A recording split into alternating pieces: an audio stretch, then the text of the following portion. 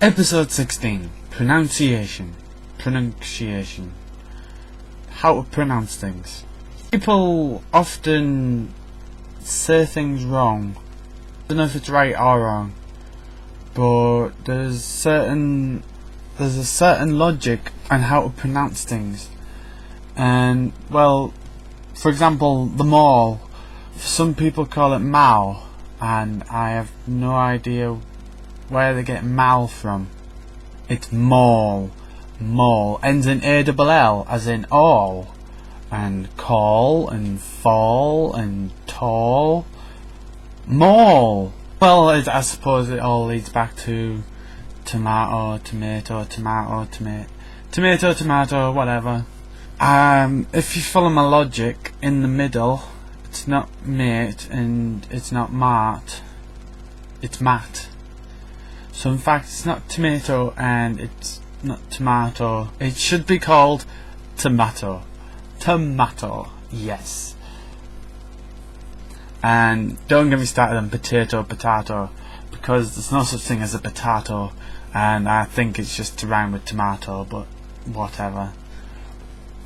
The biggest one, which caught my attention, has to be the most obvious one. Primark. Say it with me. Primark. Let me put it this way. Who was your teacher in primary school? Did we descend from primates? Who's our current Prime Minister? What does it mean to be in your prime? Huh? These are all pronounced primary, primate, Prime Minister, and prime. Pri is a Latin suffix to mean first. The first. Pri. So Primark, if you think of it, is the first market. Primark, not Primark. There are other words which I find the most fun is when you translate American slang with English slang, like a toilet. Like, the Americans may want to use a washroom or a restroom, but us commoners in England over here, we could use a loo or a bog. An elevator, the most obvious, is a lift. Flashlight. I don't know why on earth you call it a flashlight, because it doesn't flash, but we call them a torch. Now, a torch may also be a stick with a burning light on top, but a torch is also a stick with a light bulb at the end. Yes. It's not different countries. It could also be the same country. Like England, for instance. I live in the north of England, and there's a lot of differences to the south of England. For instance, they don't have lemon tops. It's odd. Customer announcement. It is now time for Primark News.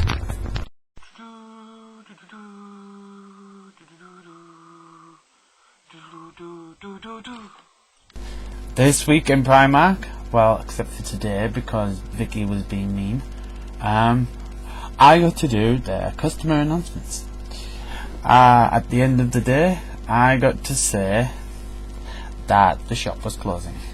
Pretty much. Yes, it was good. We had a random fire drill. I'm not sure what caused it, but I was just about to fold a pair of hot pants. Yeah, I was going to fold them in half, and then this loud noise, and a woman told us, well, a voice from above told us to get out the shop, and we all did, and we stood outside Argos while we did a roll count, but there was only us.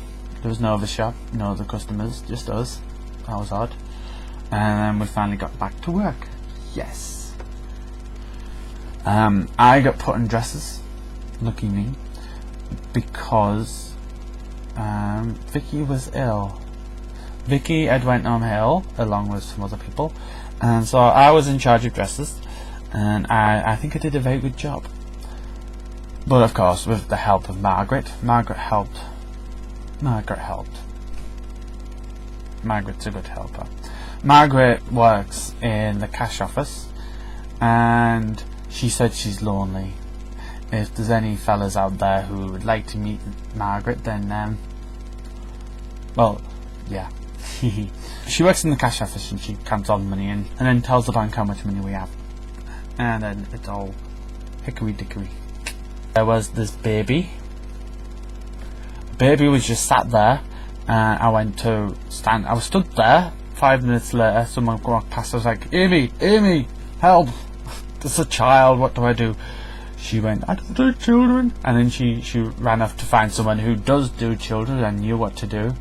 A while later, she comes back, just as the mother came running back, and well, the baby was shouting "Daddy," but the woman came back and she goes, "Oh, sorry, I'm not used to having her," or something. Odd. Very odd.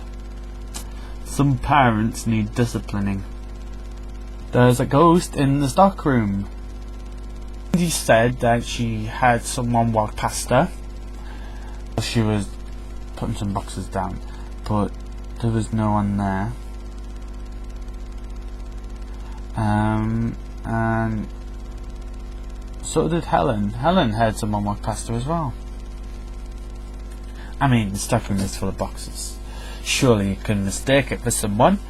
Except when I was talking to Lee while I was working in the stockroom, we heard footsteps coming from the door. Big, stiletto shoes, whatever, posh shoes, what people wear.